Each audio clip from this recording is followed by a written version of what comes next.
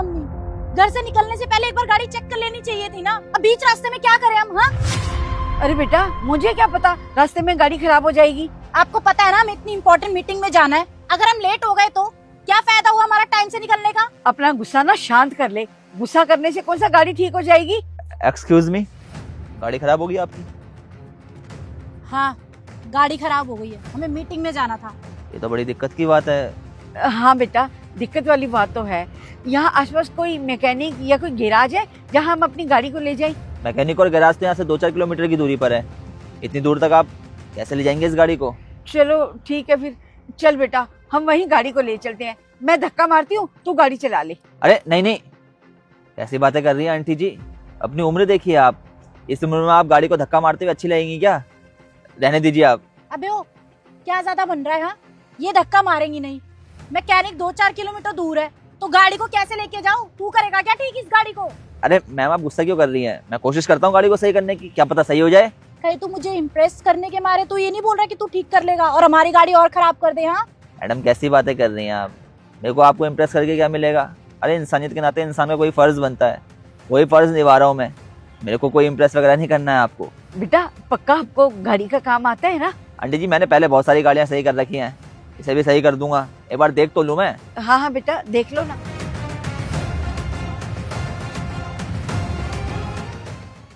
अबे ओ, तेरे से गाड़ी ठीक नहीं हो रही है तो बता देना हमें, क्यों अपना और हमारा टाइम वेस्ट करने पे लगा हुआ है? हाँ, तुझे पता है हमें मीटिंग में जाना है। मैम क्यों इतना गुस्सा कर रही हैं आप?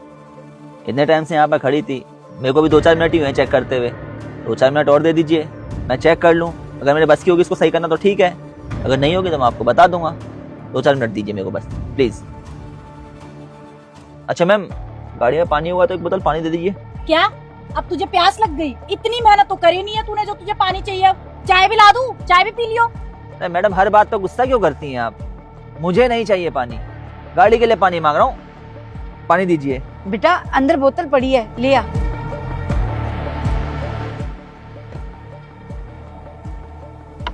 ये ले।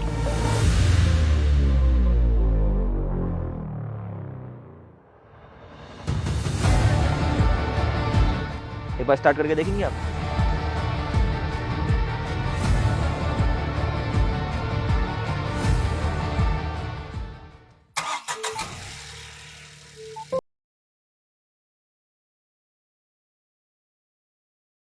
अरे वाह, गाड़ी तो सही हो गई। हाँ जी मैम, एक फ्यूज खराब हो रखा था, उसके बदले एक स्पेयर फ्यूज पड़ा हुआ था, वो मैंने लगा दिया है। और थोड़ा सा पानी की कमी हो रही थी और पानी भी डाल दिया मैंने। अब कोई दिक्कत नहीं आएगी आपको। ये लीजिए आपकी पानी बोतल, मैं चलता हूँ। एक मिनट, गाड़ी सही करी तो उसके पैसे तो लेते जा। पैसे? किस बात के पैसे मैम? गाड़ी ठीक हो गई आपकी, आप गाड़ी चलाइए और जाइए, दो कोई पैसे नहीं चाहिए। देख, ये ज्यादा इंप्रेशन छाड़ने की जरूरत नहीं है लड़की के सामने। मुझे पता है तू मैकेनिक ही होगा, पैसे नहीं ले रहा। बस बता कितने पैसे हुए, दे दूंगी मैं तुझे। देखिए मैडम, मैं आपके आगे हाथ जोड़ता हूँ, ये गलतफहमी अपने दिमाग से निकाल फेंकिए। मेरे को आपको इम्प्रेस करने की कोई ज़रूरत नहीं है। शादीशुदा हूँ मैं और 2 बच्चे भी हैं मेरे, इसलिए प्लीज़ ऐसा बार बार मत बोलिए कि मैं आपको इम्प्रेस कर रहा हूँ। मैं इम्प्रेस नहीं कर रहा हूँ आपको। और वैसे भी मदद करिए मैंने आपकी, मैं मदद करने के पैसे नहीं लेता हूँ। अबे तू पागल वागल हो गया है क्या? तेरे को बोल चुकी हूँ ना कि मैं किसी से इम्प्रेस नहीं होती हूँ, और वैसे भी तू मेरे टाइप का भी नहीं है। सुन, तुझे पैसे लेने पड़ेंगे। वो क्या है ना, मैं किसी का एहसान नहीं लेती। अगर काम करे तो उसके पैसे तो मैं तुझे दूंगी। अरे मैडम जी, आपको मैं कितनी बार बताऊं कि मैं मदद करने के पैसे नहीं लेता हूँ।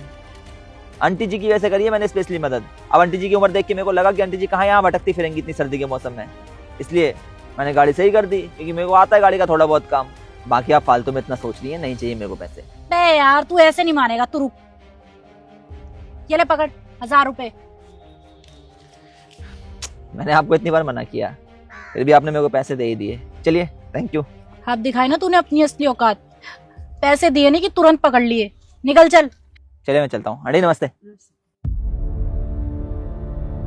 क्या शीतल, वो तो हमारी मदद कर रहा था और तू उसको भी सुनाने लग गई। इतना गुस्सा अच्छा नहीं होता। अरे यार मम्मी, मेरा दिमाग खराब करने की जरूरत नहीं है, लेट हो रहे हैं हम। चलो यहाँ से, और गाड़ी मैं चलाऊंगी।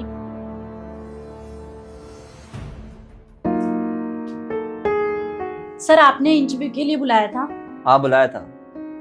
क्या मैं जान सकता हूँ कि आप ये नौकरी क्यों करना चाहती हैं? सर मैं ये जॉब इसलिए करना चाहती हूँ क्योंकि मैं इंडिपेंडेंट होना चाहती हूँ। मैं नहीं चाहती कि मैं अपनी फैमिली के पैसों पे पलूँ। और वैसे भी एक टाइम तो आता है ना सर कि जब अपने आप को ये एहसास होता है कि हमें अब अपने पैरों पे खड़ा होना चाहिए। अच्छा, इससे पहले कहीं जॉब करी है आपने? अच्छी बात है। हर माँ बाप चाहते हैं कि उनका बच्चा इंडिपेंडेंट बने, अपने पाँव पर खड़ा होए।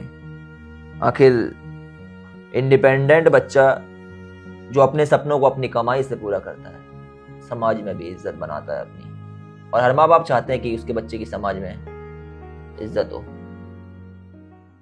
तू तू यहाँ क्या कर रहा है? क्यों, मैं बॉस नहीं बन सकता? तुम्हें क्या लगता है मैं एक मामूली सा मैकेनिक हूँ? अबे तुझ जैसे 2 कौड़ी के मैकेनिक से अब मैं आप करके बात करूंगी क्या? इतना बड़ा भी नहीं हुआ है तू। और तू एक बात बता, सर के ऑफिस में क्या कर रहा है तू? अरे मैं इस कंपनी का बॉस हूँ, इसीलिए यहाँ पे बैठा हूँ। अरे ओ बकवास बंद कर। मुझे अच्छे से पता है तू मैकेनिक है। तू वहाँ पे गाड़ी भी ठीक कर रहा था, समझ में आया? हाँ, मैं गाड़ी भी ठीक कर लेता हूँ, लेकिन ये बात भी झूठ नहीं है कि मैं इस कंपनी का मालिक हूँ। और उस दिन की जो सिचुएशन थी वो ऐसी थी कि तुम्हारी मम्मी जी मुसीबत में थी, और मैं नहीं चाहता था कि कोई बुजुर्ग इंसान इतनी सर्दी के मौसम में परेशान हो। इसीलिए मेरे को लगा अगर मैं गाड़ी ठीक कर सकता हूँ तो मेरे को गाड़ी ठीक करनी चाहिए, तभी मैंने गाड़ी ठीक भी करी।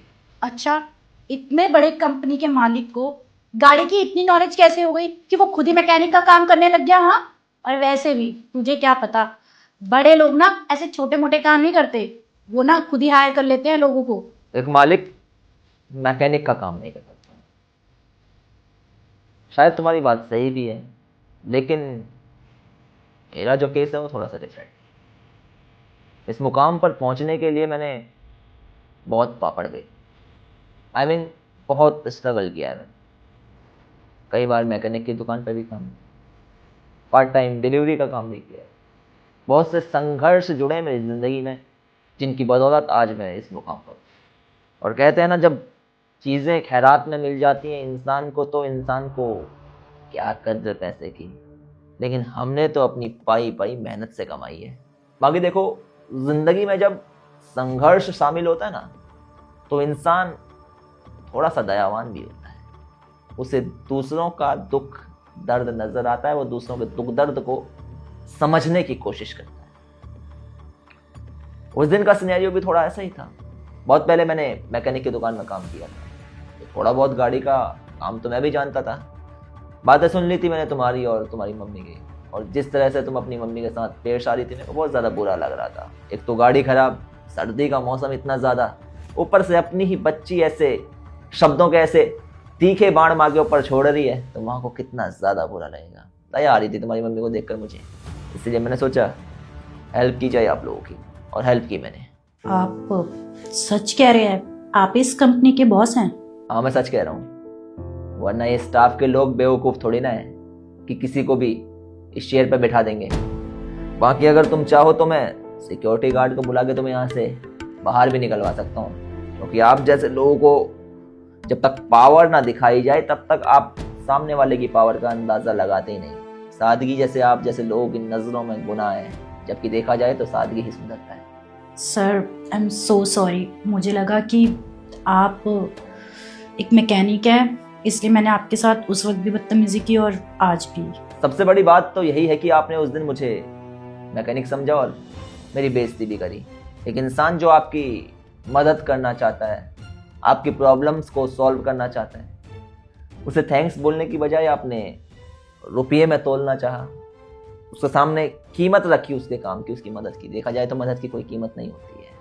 बाकी आपने अगर मेरी बेइज्जती मेरे को मैकेनिक समझ के की तो भी गलत किया। देखिए, इज्जत पर प्रत्येक व्यक्ति का अधिकार है। प्रत्येक इंसान इज्जत डिजर्व करता है, फिर वो चाहे कोई चौकीदार हो, कोई मजदूरी का काम कर रहा हो, या फिर कोई कंपनी का बहुत बड़ा सीईओ हो। फर्क नहीं पड़ता है कि सामने कौन है, फर्क इस बात से पड़ता है कि सामने वाले का व्यवहार कैसा है। इनके हिसाब से कोई बदतमीजी कर रहा है, कोई बहुत ज़्यादा घमंडी है, तो स्वाभाविक सी बात है कि हम भी उसके साथ अच्छे से पेश नहीं आएंगे। लेकिन अगर सामने वाला विनम्र है, उसका व्यवहार अच्छा है, तो भाई क्यों उसके साथ बदतमीजी करनी है। अगर ऐसे में हम किसी के साथ बदतमीजी करते हैं तो फिर हम खुद गलत हैं। हम किसी को क्या बोलें बोलने का अधिकार भी तभी मिलता है ना इंसान को जब इंसान खुद सही होता है। बाकी आज आपको एक सबक तो जरूर मिला होगा कि हमें कभी भी किसी को इतनी आसानी से जज नहीं करना चाहिए।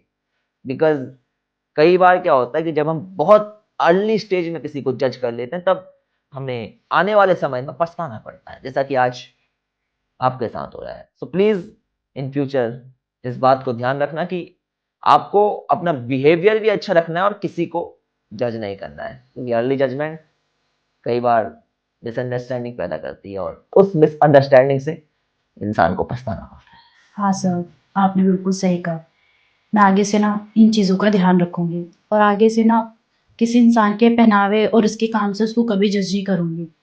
I am really sorry sir. I hope so आप मुझे मेरी गलती के लिए माफ़ करेंगे और मुझे जॉब के लिए सिलेक्ट करेंगे। अगर आप काबिल होंगी तो for sure I will call you.